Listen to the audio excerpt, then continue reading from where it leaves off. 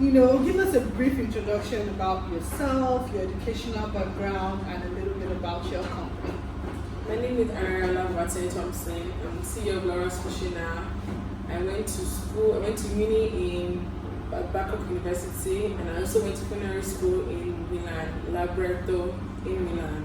Wow, Labretto in Milan. Wow, guys. So she actually went to culinary school. That's really impressive. So I guess we'll start with the main question people usually have. So how did you move from business administration to becoming a chef and owning a catering company? I studied business because I just wanted to have an idea of how to run a business. Even if that was not it all. That was not it all. I still had to get an experience for me to run a business. So that was an idea. I just wanted to have an idea of how to run a business, how to manage people, how to sales, calculation in business. So yeah. Okay, that's good. Wow. So I guess how do you usually employ staff? What are some of the key characteristics you look for while employing staff? So one thing I look forward in a staff, the person must be not cheerful, but must have a good heart. Just don't do things because I'm here. I'm just in person. Or do things like you don't. What's the word? When you do things, you don't look at because Arinola is there or because my madam is there. Do it with your heart, with your soul, and your mind, and a good mind. Number two, I can't say. I would say communication. You communicate well with people, communicate well with staff, and you need to learn. You need to know how to learn. You need to how to adapt to things. Okay, this is the way I was doing before, but that's not the way you're doing now. This is the way I want you to do it. So you learn, because you have to learn every day. So number two, learning. You have to be able to learn. You have to be able to interact with people. You have to have a good mind, and you have to fear God. I'm not stealing. You can't steal. You can't. Okay, it's bad as bad. Ma, can I have this? I can say no, I'll say yes. So that's what I look for. And you have to be creative as well. You have to be very, very creative. Come and show me ideas. That's what they're doing now. Let's do this. Okay. Wow, that's good. So I guess in summary, people who have a good heart, people who you can trust, people who will not steal, people who are creative, and people who are always open to learning, because that's very important. So that's good. All right, so I think how did you raise money to start your company? So we turned 5 years last week. Wow, congratulations. Last week Friday. I know what I was like. Last year I sent food to like 30 of my loyal customers. But this year I was like, I have a lot of loyal customers. I cannot say 30. I have to say like 100. So what I did was that, I had this thing. I was like, I was going to bless someone with 50K. Someone that's an entrepreneur, someone that is into kitchen as well. I was going to bless them with 50K. Because when I started, I have people that come to me and be like, wow, Arinola, they're very supportive. I have a supportive mother. My mother was so supportive from the scratch. When I started, she took me to Lagos Island. We bought things together. She bought a bike for me. I had a support. My mom was so supportive. And I have people that come and say, wow, I'm so lucky. You had a supportive mother. So what? And I said, and I was like, I was going to give somebody 50K. And I was so happy when I said I did it. And I gave somebody that, that didn't have, and I think she wanted to get a good phone. Because the phone matters a lot. Like, taking pictures, videos. So she said she wanted to get and she was genuine. So I gave her 50K. And to be honest, when my mommy did what she can do, and this is me trying to calculate, so any money I'm making now, I'm putting back in the business. Like that. I started doing it, and that was it. So, that's very good. Wow, you've actually done an amazing job so far. So So initially it was your mom who funded the business, and then as you were making profits, you were putting the money back into the business. So did you have like a particular percentage you decided that you were going to put back into the business, or it was just as a spirit led you? Okay. So how would you say you've grown your customer base over time? Because you were saying last year you gave 30 of your loyal customers a gift, and this year is like there are 100 loyal customers. So I think number one, that kind of where I got my customer base from. Okay, people ordering different offices, ordering from different offices in BI and referrals. So when your food is sweet, who made the food? That was social. Okay, let me order from her, and that was it. I got a lot of not family and friends. Don't depend on family and friends. Not depend on family and friends. I feel it's when you're hot and when people are getting to know you. It's when you kind of see your food is nothing. Let me order from you. So don't rely on family and friend. I used to rely on my family and friend. It used to hurt me. Like my family is not ordering for me, but I don't rely on my family and friends. People that I don't know from Ireland, people that I don't know anywhere. I don't know how to order my food. So that customer service and that customer as well. Sorry, that customer base as well. And Instagram, just me posting. I post. You see me post on my Snapchat. I'm not a fool. You see me post on my Snapchat, on my Instagram, on my WhatsApp. I post every time. Post. Like put it in their face that you are here. Or you do different things. Do you understand? Like post, keep posting. If you are tired, you get tired of posting, but keep posting. You think people are not seeing, but people are looking at. People are seeing it, and I said, okay, you know what? Let me order from around next week. Let me order from around next week. You think people are just looking at you. They're looking at you. They're looking at you. So, like, she made several points from this question I asked. Guys, the first one I'd like to highlight is that you cannot only depend on your family and friends as your customer base. Increase your reach. Because actually, most entrepreneurs I talk to say that many of their great customers were not within their family or friendship circle. And she said something, you notice the energy she was putting as she was emphasizing post. Leverage your social media. Be in people's faces. And you know, when she said it, the energy in which she used to say that statement is the energy in which she uses to post. I can testify because I follow her on Instagram. And it's funny because you know, when you're in people's faces, that's the first thing that comes to their mind. So a friend of mine asked me, I think it was during Mother's Day, I think it was Mother's Day before that. I can't remember which Mother's Day it was. One of my friends from America was like, oh, Rukia, what can I order for Mother's Day? And because the first person that came to my mind was, order Lora Cucina's Mother's Day gift box. And that's because Arinola was already in our faces with the Mother's Day gift box on Instagram. It was later when I started remembering the orders, like, oh, you can also check this person. But because she was always in our face. So leverage social media. It's your page. Be in people's faces. Use that energy, the passion you have for the business to advertise your business yourself. Okay, so what are some of the struggles you experience as an entrepreneur in Nigeria? I know there are a lot of them. Price. You know, and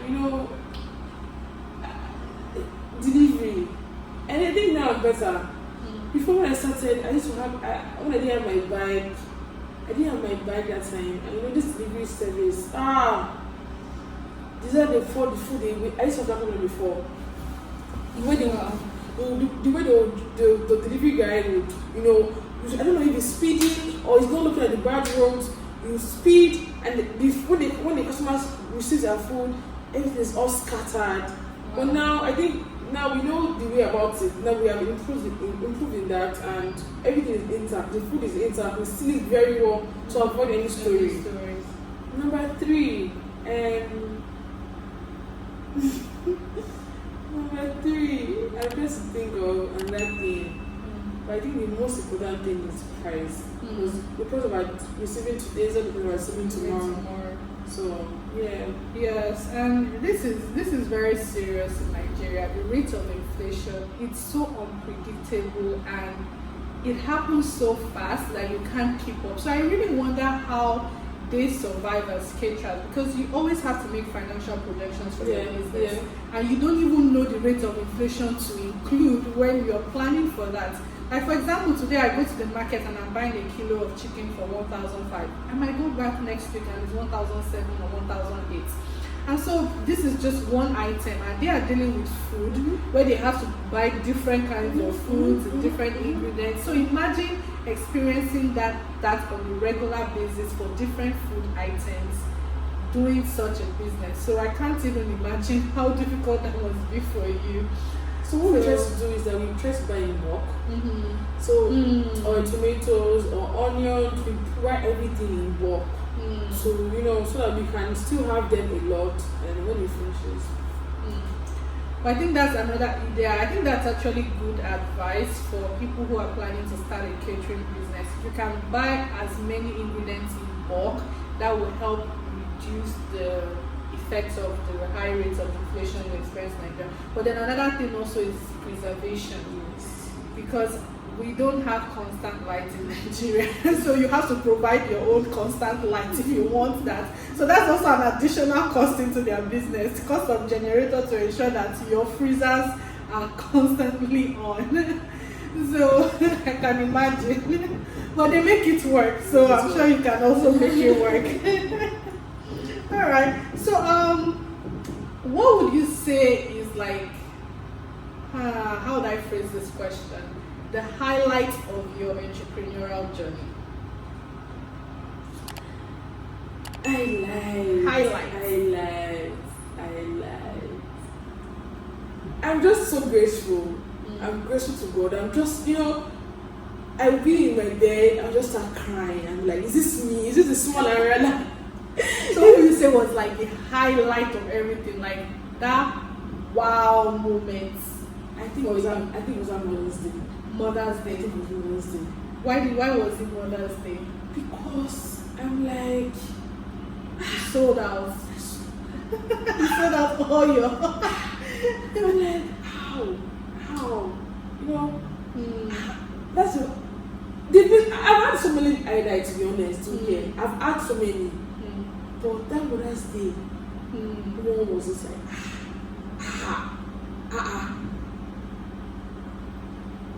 That was the that day. I know that a day before we had after party. We didn't even sleep that day. Okay, we didn't sleep that day.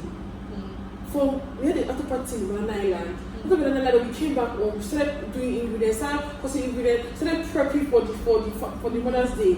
So I didn't sleep. That was a good one. I have others, but that Mother's Day was an highlight for me. It was. That's amazing. All right. Congratulations on selling out all your orders. Thank you. All right. So how would you say like being an entrepreneur has affected your social life? So I feel like there's time for everything. It has, but it doesn't mean that I don't go out. There'll be times on Saturdays where my friends are like, oh, let's hang out. And I'm like, no, I can't hang out because I'm working a day. Yes. And there'll be times that, I'm free, but most times I'm working.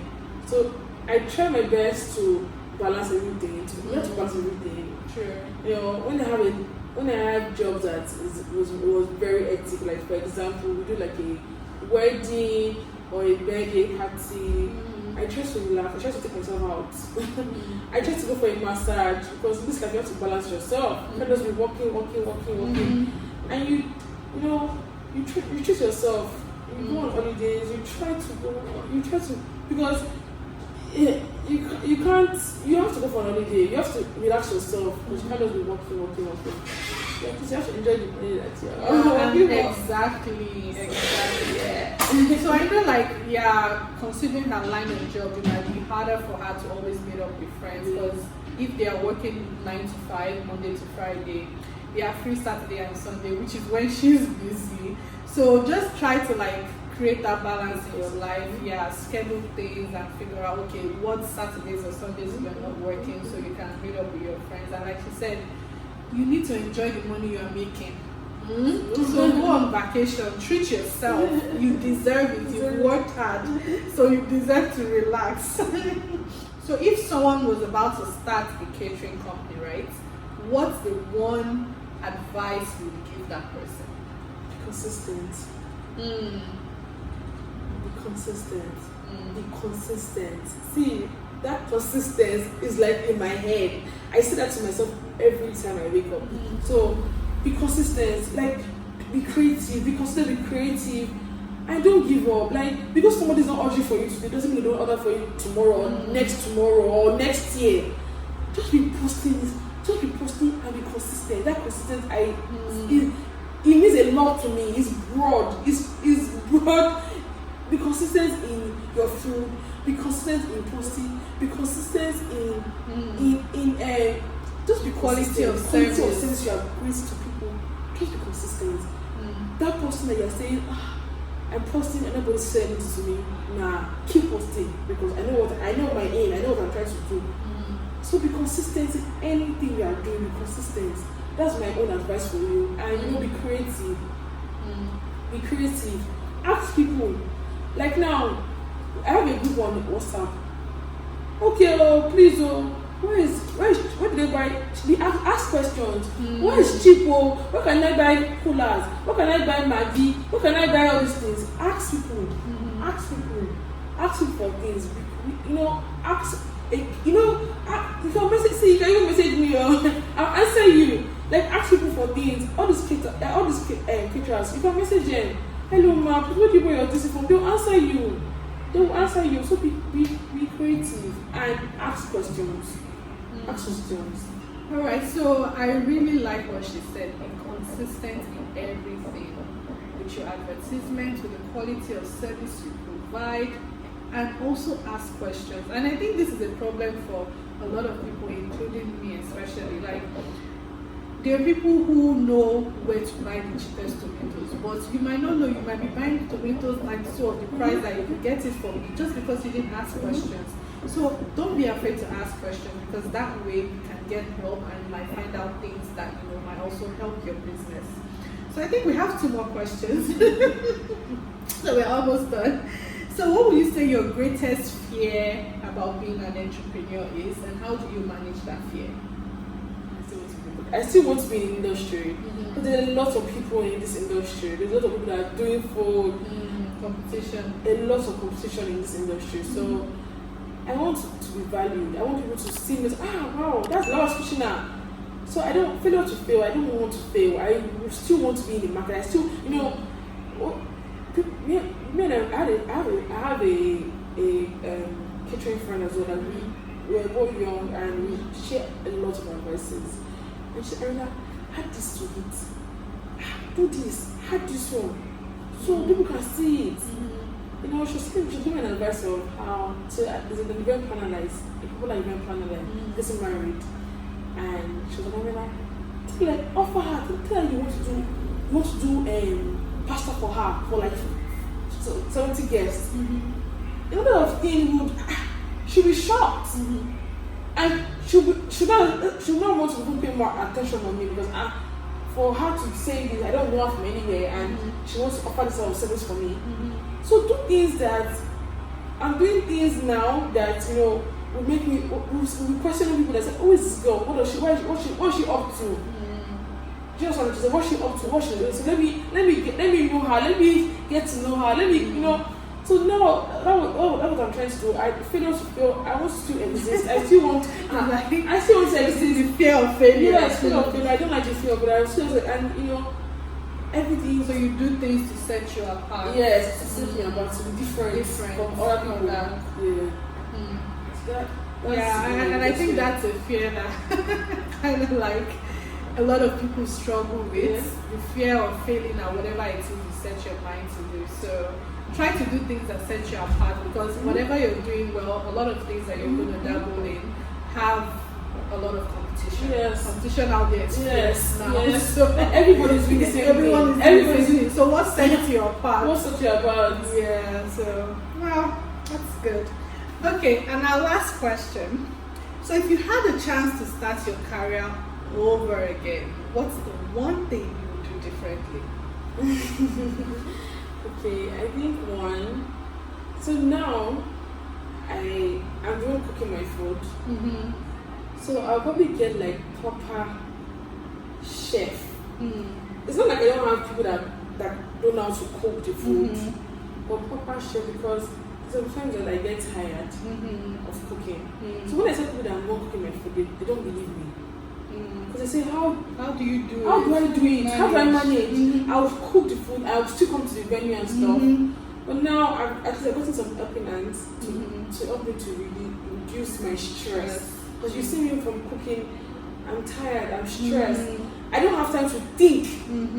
Doesn't mean I don't think. But you know, when I'm sitting down to think. When I'm sitting down and reflecting on, how should I do this? I could do this. I could do this in a way. It's also where I could still think, but I may not think at that time. I might think when I'm less busy. So you see, every time I'm less busy, I'll start thinking.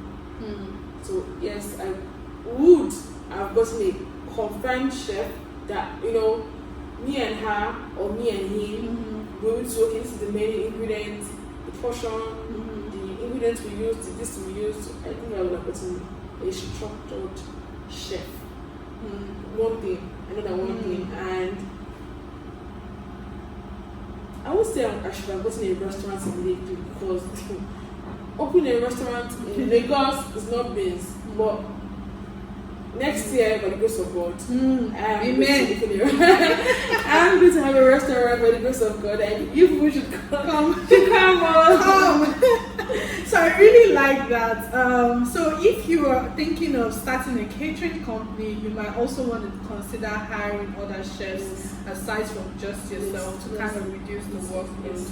And if you're up to it, you have the finances, you can also open a restaurant because that will help you get consistent income. Yeah. Yes, I'm just saying. And still, people, you know, so right now I cook based on what people order. Yeah. You can talk about those comments and say, Laura's cucina, are you cooking food today? I'll say no, but I'm like, you need to order a day before. It's the same thing when I tried to order pasta that day. Yeah, so it's too late. So I say you need to order a day before. Yeah, so on that program as well, by the grace of God, next year you can walk in at any time and order anything you want. So I'm not limiting you people to ordering what you want to order every day. So yeah. So we have a little package for you. Did I hear package? So you got special fried rice and chicken. Thank you so much. You're welcome. Guys. Okay, let me show you. Just give you a sneak peek. Okay, look at the packaging. Ooh. Wow. Okay. I'm not sharing, please. Thank you so much, Laura Cucina. You're welcome.